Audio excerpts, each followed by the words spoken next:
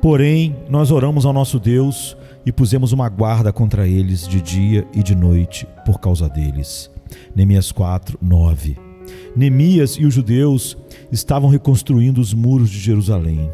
Sambalate e outros estavam furiosos com eles e tentaram parar o seu trabalho. Eles determinaram a se aproximar do povo e de repente os assassinar, e assim colocar um fim naquilo que eles estavam fazendo. Nosso texto nos diz o que Neemias e seus companheiros fizeram nesta emergência. Porém, nós oramos ao nosso Deus e pusemos uma guarda contra eles de dia e de noite, por causa deles. Estas pessoas teriam não só que construir os muros de Jerusalém, mas vigiar contra os seus inimigos ao mesmo tempo. O caso deles é o mesmo do nosso. Nós temos que trabalhar para Cristo. Espero que todos nós que o amamos estejamos fazendo tudo o que podemos para construir seu reino. Mas nós também necessitamos vigiar contra nossos inimigos mortais. Se eles podem nos destruir, claro que eles também destruirão o nosso trabalho. Eles irão fazer os dois, se for possível. Os poderes do mal estão furiosos contra o povo de Deus. Se eles podem, de alguma maneira, nos injuriar ou nos importunar, você pode ter certeza que eles o farão. Eles não irão deixar nenhuma pedra desvirada se isto puder servir ao seu propósito. Nenhuma flecha sobrará nas aljavas do inferno enquanto existirem homens e mulheres santos, os quais puderem ser atingidos. Satanás e seus aliados mirarão aos nossos corações todos os dardos envenenados que eles tiverem. Neemias foi avisado do ataque que estava para ser realizado à cidade.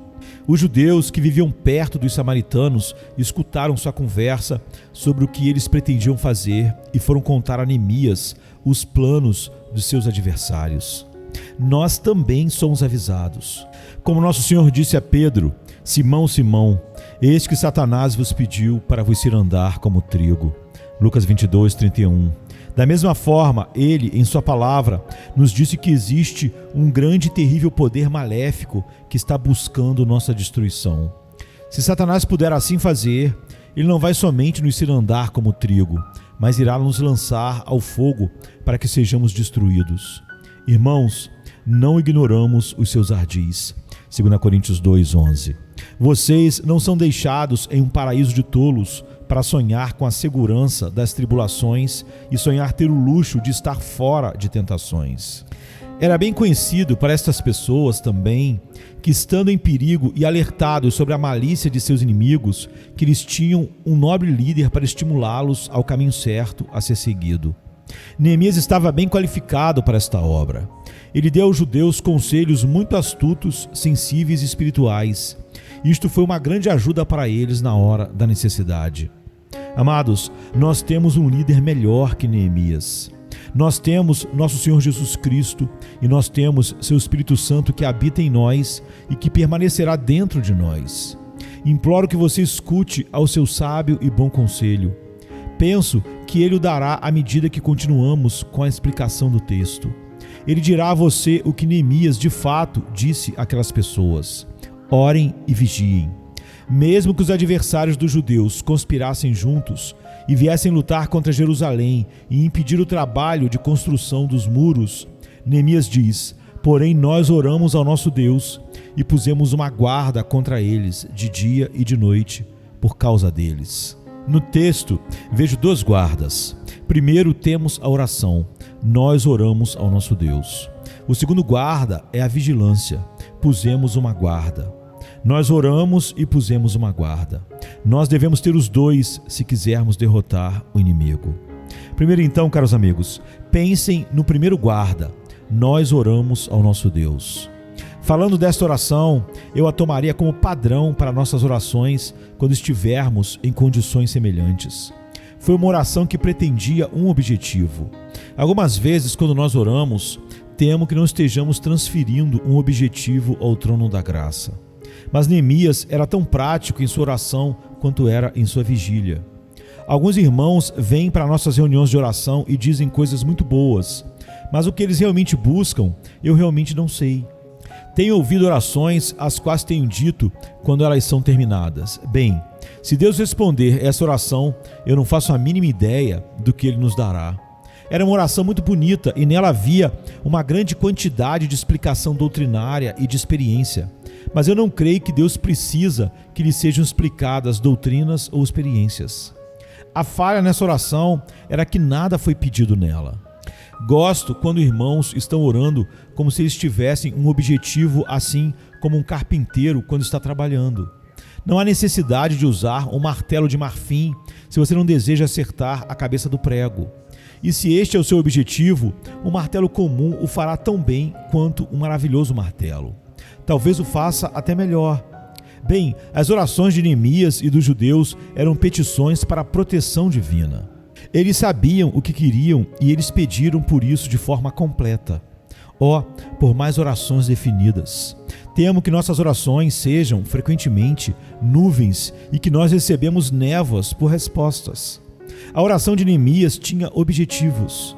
Desejaria que nós pudéssemos sempre orar dessa maneira. Quando eu oro, gosto de ir a Deus da mesma forma como vou a um banco quando preciso sacar um cheque. Entro, coloco o cheque sobre a mesa, o balconista me dá o dinheiro e eu sigo para minhas tarefas. Não sei se já parei em um banco 5 minutos para conversar com o balconista. Assim que recebo minha quantia, vou embora cuidar de outras coisas. Assim é como gosto de orar.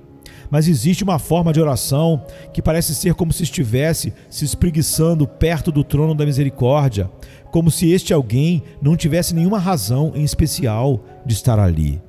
Que não seja assim com vocês, irmãos.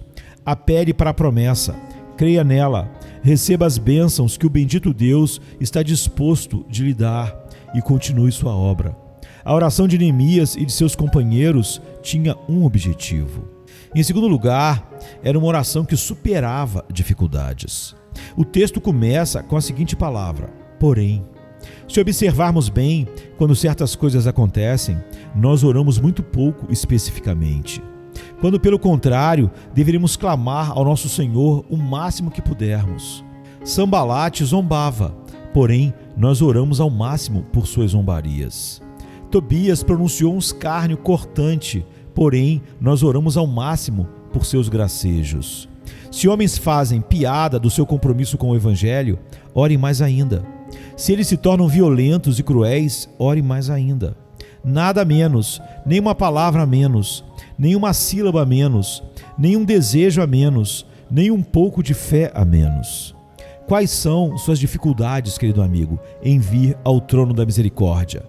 Quais impedimentos estão em seu caminho? Não deixe que nada obstrua sua aproximação ao trono da graça. Torne todas as pedras de tropeço em pedras de apoio e venha, com coragem santa, e ore, não importando toda oposição.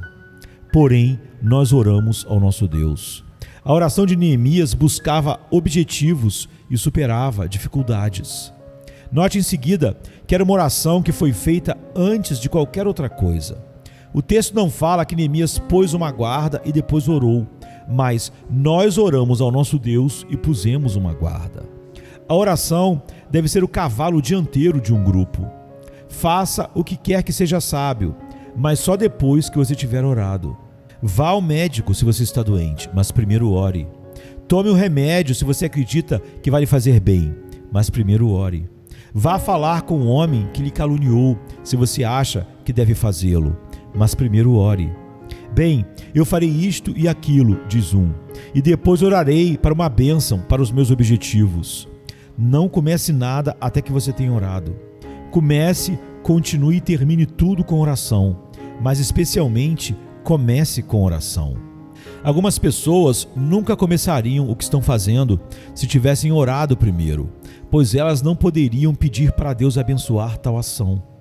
Há alguém neste tabernáculo que ao sair daqui irá a um lugar ao qual não deveria ir?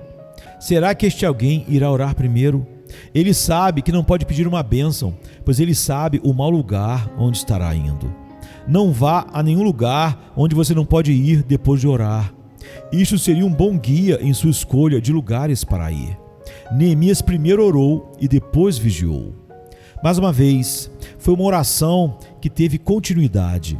Se nós lermos a passagem corretamente, porém nós oramos ao nosso Deus e pusemos uma guarda contra eles de dia e de noite, veremos que isso significa que à medida que eles vigiavam, eles oravam.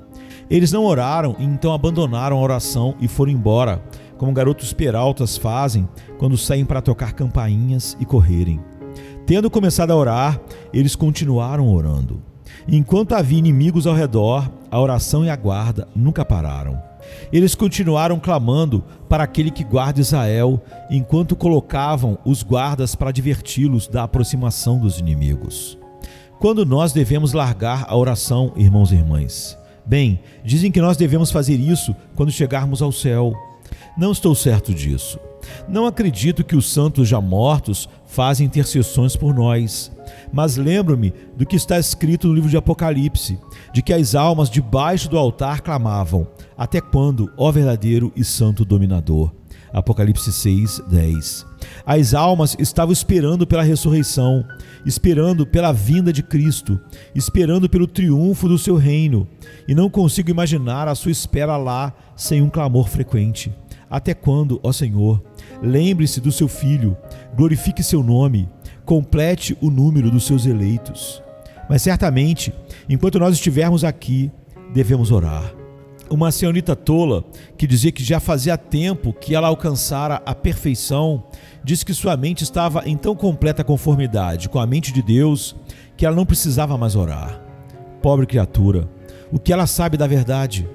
Ela precisava primeiramente começar no ABC da salvação e orar: Deus, tem misericórdia de mim, uma pecadora. Quando as pessoas pensam que não precisam orar, que o Senhor tenha misericórdia delas. Como dizem os versos do hino: enquanto viverem, os cristãos devem orar, pois somente enquanto oram é que eles podem viver. A oração que Neemias ofereceu era, em seguida, uma oração caseira. Podem existir alguns de vocês que gostam de orações já feitas, e pode ser que, se toda a congregação se unir na súplica e toda a voz falar ao mesmo tempo, a oração deve ser preparada como um hino. Mas orações pré-prontas sempre me parecem como roupas pré-prontas. Elas são feitas para servir em todo o mundo e é muito raro que sirva para alguma pessoa. Para um objetivo real ao trono da misericórdia, dê-me uma oração feita em casa, uma oração que vem das profundezas do coração, não porque eu a inventei, mas porque Deus, o Espírito Santo, a colocou lá e a deu uma força vivente tão forte que eu não podia impedir que ela saísse. Mesmo que suas palavras sejam quebradas e que suas frases sejam desconexas, se seus desejos são sinceros, se eles são como carvões queimando com uma chama violenta, Deus não se importará como você se expressa. Se você não tem palavras, talvez ore melhor sem elas. Existem orações que quebram as costas das palavras. Elas são muito pesadas para que qualquer linguagem humana consiga carregar. Esta oração, então, qualquer que tenha sido em relação às suas palavras, foi a que aqueles homens fizeram. Nós oramos ao nosso Deus. É muito importante notar que era uma oração que se direcionou para a casa da oração, isto é, o céu. Nós oramos ao nosso Deus. Vocês ouviram falar do homem que orou em Boston, o centro do universo, e a notícia no jornal do dia seguinte foi: o reverendo fulano orou a mais excelente oração que já foi dirigida à audiência de Boston. Temo que existam orações desse tipo que são oradas para a congregação. Este não é o tipo de oração que Deus ama. Esqueça que existe alguém presente. Esqueça que o ouvido humano está escutando ao seu sotaque e deixe que seja dito da sua oração: porém, nós oramos ao nosso Deus. É algo muito comum lembrar que a oração deve ir a Deus se existir alguma utilidade nela, mas isso é algo necessário de se fazer. Quando a oração não vai a Deus, qual é o bem nela? Quando você sai do seu quarto e sente que você somente desempenhou uma forma exterior, quão beneficiado é você? Faça suas orações a Deus. Fale em seu ouvido, sabendo que Ele está lá, e saia sabendo que Ele te respondeu, que Ele levantou a luz do seu semblante sobre você. Este é o tipo de oração que nós precisamos para a nossa proteção contra os inimigos, tanto de dia quanto de noite. Somente mais uma coisa sobre este ponto. Entendo pelas palavras que são colocadas diante de mim que foi uma oração saturada de fé. Nós fizemos nossa oração a Deus? Não. O texto diz, ao nosso Deus. Eles tomaram Jeová como seu Deus e oraram a Ele como seu Deus. Eles tinham uma segurança completa que, apesar de Ele ser o Deus de toda a terra, mesmo assim, Ele era especialmente o Deus deles. Então eles fizeram sua oração ao Deus que havia se dado a eles e ao qual eles pertenciam pelo relacionamento da promessa. Nós oramos ao nosso Deus. Essas duas palavras parecem carregar um vasto peso de significado. A porta da oração parece se virar nessas duas dobradiças douradas. Nosso Deus.